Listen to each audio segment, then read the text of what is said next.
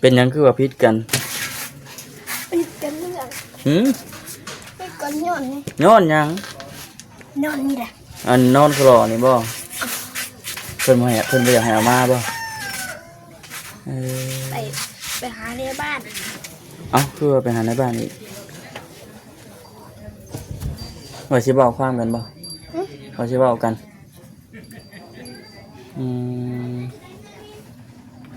เพิ่นเคยนอนอู่เพิ่นบ่มานอนเด้อบัดจะมาสิเพิ่นบ่ว่าบ่ซั่นผู้บ้านเพิ่นบอกให้มาฮะบ้านเพิ่นบอกให้มาไปหาผู้บ้านนี่ดิในบ้านเพิ่นบอกให้มาพี่แล้วไปหาในบ้านมาลินน่ะได้สบายดีน้องทุกเลยจ้ะเด้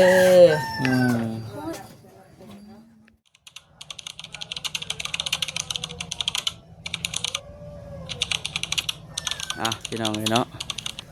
มาบัดนี้เปิดภาพเปิดคลิปมาก็ยังอยู่ที่บ้านที่เฮือนน้องแต่คือเก่าสบายดีน้องตุ๊กของพยังนะฮะว่าดอกมืดฝนเขาเดียวสิไปก้านเลยเฮ้ยเฮาสิขอเมื่อของเอาว่ามาจะพูดว่าของต้นมาฝากทั้งนี้ว่าสิเอาทั้งนี้มือเป็นน้องตุ๊กไม่ค่อยเดือดเข้าประเด็นเลยเป็นในได้เมื่อคืนนี่คือว่าพิษกันกับผัวบ่เป็นในได้เป็นยังคือว่าพิษกันปิดกันเรื่องปิดกันย้อนนี่ย้อนยังย้อนนี่แหละอันนอนคลอนี่บ่เพิ่นบ่ให้เพิ่นบ่อยากให้เอามาบ่ไปหาในบ้านเอ้าคือว่าไปหาในบ้านอีกว่าสิเว้าความกันบ่เขาสิเว้ากัน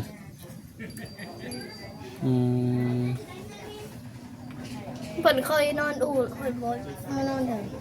อบัดจะมาสิเพิ่นบ่ว่าบ่ซั่นผู้บ้านเพิ่นบอกให้มาฮะผู้บ้านเพิ่นบอกให้มาไปหาผู้บ้านนี่ดิในบ้านเพิ่นบอกให้มาพี่แล้วไปหาในบ้านมาลินน่ะได้สบายดีน้องทุกเลยจ้ะเด้อลูกเพิ่นก็นอนกับจ้างเพิ่นแซงๆอยู่ตรุกเจอสบายดีอวบอิ่มขึ้นเนาะหน้าแดงหุ่นๆเดี๋ยวนี้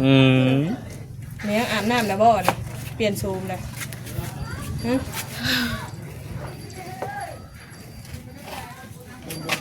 ได้เชื่อเลยเอามาจะใช้บัตรกรรมบ่ไปเที่ยงหอยโอ้เที่ยงหอยแล้วก็มีสุดเด็กน้อยเก็บไว้เนาะโอ้โหก็ดูอยู่คุยไม่เลยดูเนาะก็ดูอยู่ได้จักเดือนได้นี่นะ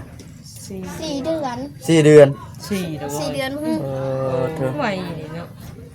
กินยังก็ไม่ได้คลำมาจ้ะนะไม่ได้สนอย่างเลยเนาะนำมาเลย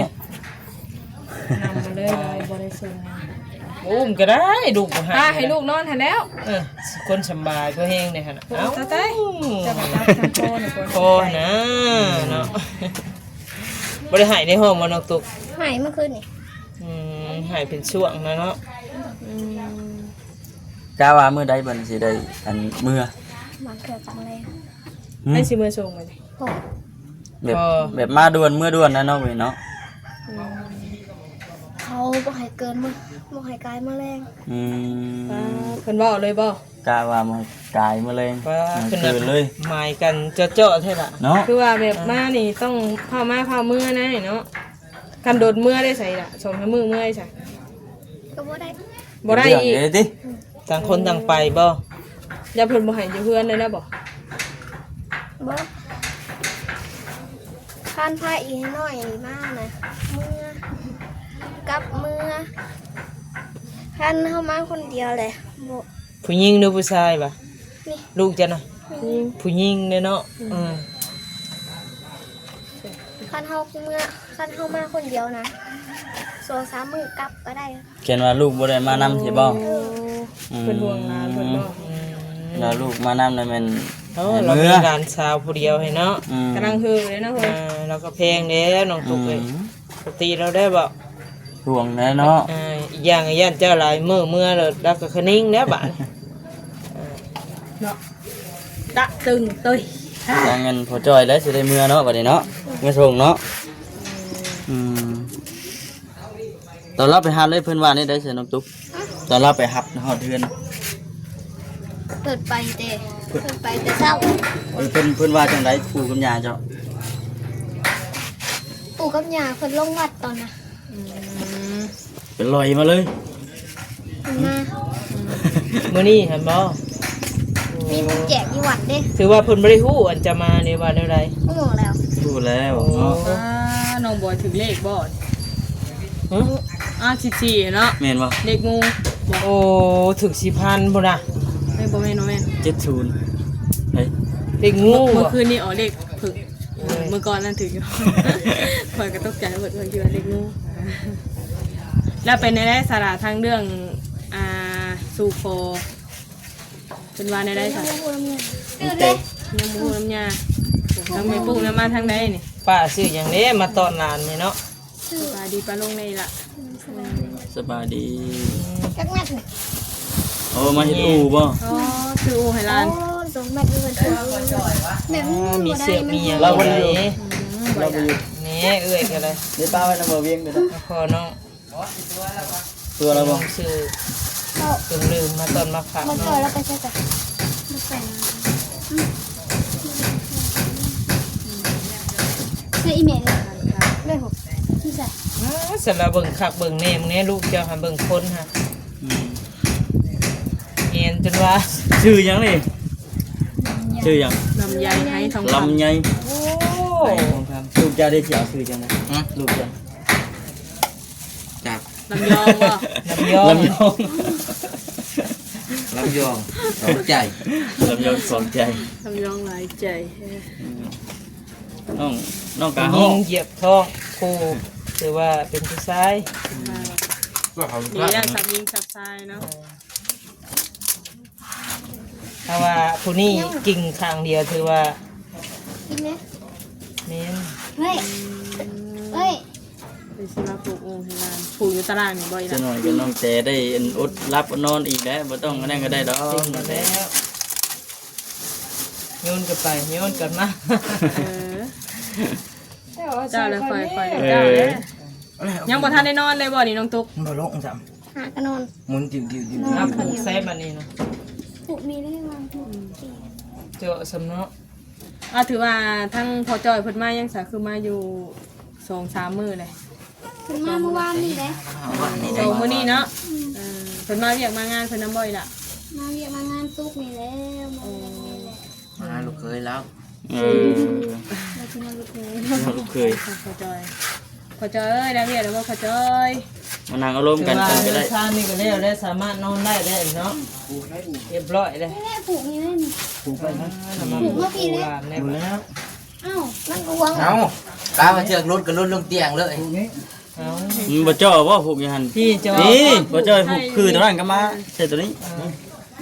เสื้อมันก็ ไปกลัวจังเนาะ เอาซื้อมาเสื้อก็เลยกลัวเขาจะมาผูกงัว เอามาผูกอูคนก่อนเนาะ บ่เราเพื่อนเราสิซื้อเสื้อเขียกตัวเองเราบ่มีเงิน อืมตัวนี้แล้วมันบ่ขาดดอก ผูกแล้วปะแล้วบ่ ที่แรกก็โตได้ แล้ว เนาะ ตันหั่นแหล้ว ผูก เนาะคือด้วย ก็เลย4 เดือนเพียง น้ำนมละแห้งเด้แห้งขาเป็นหันๆอยู่ อืม ลงไหนนี่นะ ลงในบ่อนี่ ขนาดลงเด้นี่เนาะ โลตอนน่ะ อันนี้จักโลซะ ยังเหลือแต่หาโล เอ้าคือครึ่งต่อครึ่ง คือลงหลายเท่ หายไปหาโล เป็นไข่เด้ โอ้เป็นไข่จะพักหนึง เป็นตาย่านเด้เป็นไข่หามือ ถอกท้องน้ำบ่ มือละรู้แล้วสิแรงว่ะมือเด้ หามื้อละโล จาก10 โลลง5 โลพะนะ นี่เป็นไข่ยืเลื่อนนะหามือไป ได้เด้พอเฒ่าก็ หามือไป ว่านะ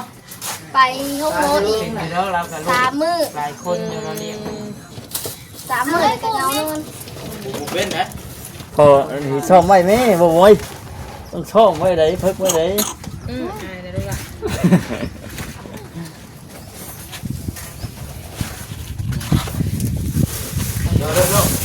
มีพอลูกคอยเด้ๆซอย เป็นมัดอูมันยังกันพี่น้องเนาะ แม่ละสิ สบายปานนี้เอาแยงมาเฮ็ดอูเราก็ได้เนาะไปเนาะ จ ที่ฮาวายันบ่มันเนาะ โอ้ย แต่มันดูดมันยัง โซ่เล่นมันยาวโหดเลยคือว่าโซ่แล้วมันสั้นบอกเลย จังเม็ดนี่นะ2 เม็ด ผูกยาว มื เล อย สันผูกยาวแล้วเป็นยัง ยาวโลด นี่เพราะว่านี่มันก็กว้างจะเล่น เฮาในย่านมันดื้นมันยังเนาะผ่าแยง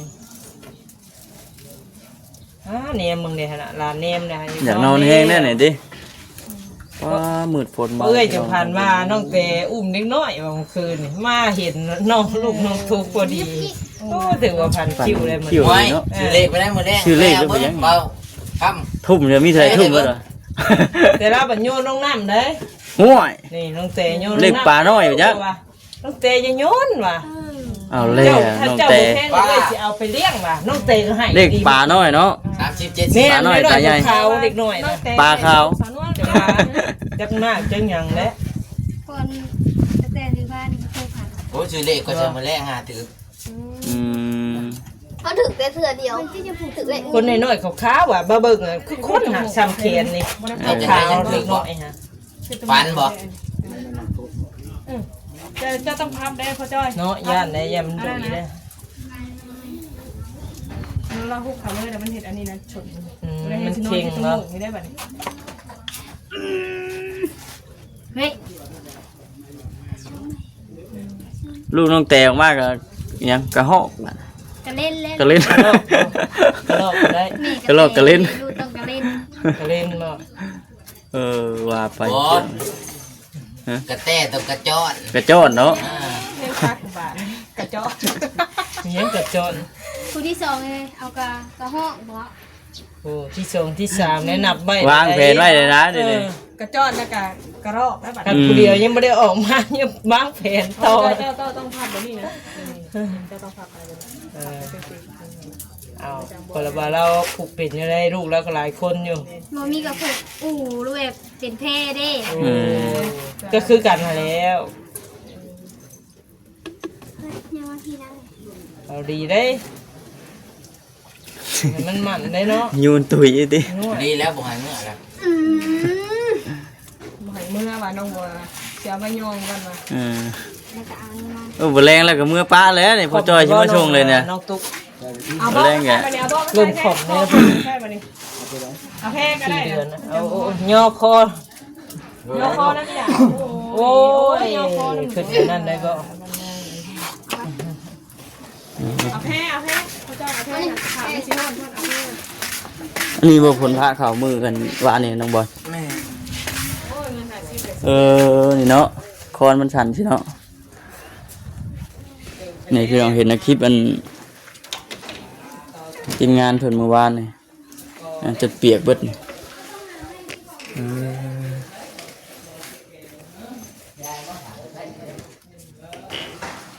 นี่คือน้องไอ้เนาะ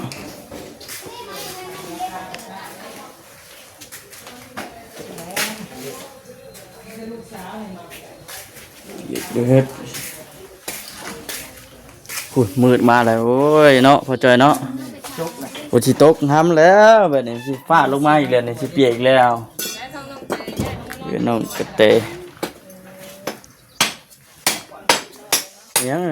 ต้มน้ำยังคือเฮ็ดอันนี้นี่ต้มน้ำกาแฟบ่ใช่ต้มกิน ยาเนี่ยให้มันมาเปื่อยบ่สูตรให้นี่ สูตรอยู่ในป่าในดงเด้อเห็นสิน่ะไปป่าไปดงมุ้ยหม้อนี่ต้มสิเท่านั้นน่ะ เบิ่มช่วงสิ บังไม้ บ่ซอด บ่ เนาะ ชอบบ่ชอบทุกอย่างก็ได้อีกกัน เป็นยัง ทุกอย่างก็ได้อีกกัน คนมีหน้าอันนี้บ่ เออ ทางมาเนาะเฮ้ย ทุกอย่างก็ได้อีกกัน เคยเห็นอยู่ในคนพี่น้องอาซาค่ะบ่ยังนี่น้องเลยแต่นั่นก็ยัง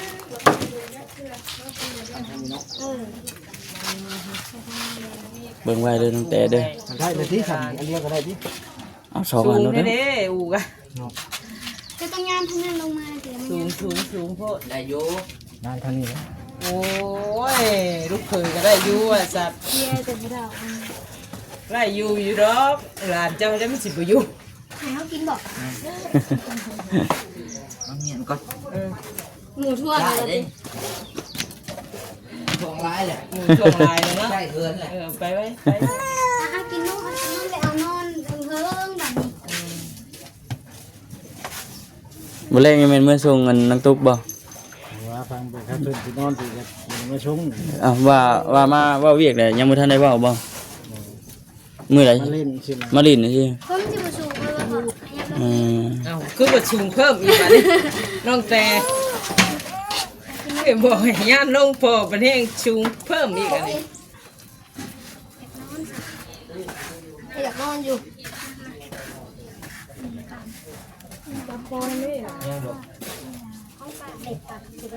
ปั๊มปั๊มปั๊มปั๊มปั๊มปั๊ม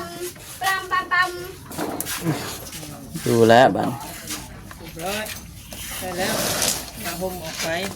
แล้วไปดึง เอาก็น้อยลงน่ะคุง เบิ่งแนวทำเบิ่งน้ำลาวด้วย เอาไปดึงตัวนี้จังน่ะดึงไกวตุ้ยเลย ยากไว้ ยากไปเลย เอาดีได้ สั่งคำนอนอีกแล้ว เนาะ อ้าวลงมานี่พอดีก้นคือแป้นเลยเนี่ย มืดมาเลยพี่น้องพุ่นตัวสิเดือดอีกแล้วพี่น้องเนาะฝนสาดออกมาอีกแล้วบัดนี้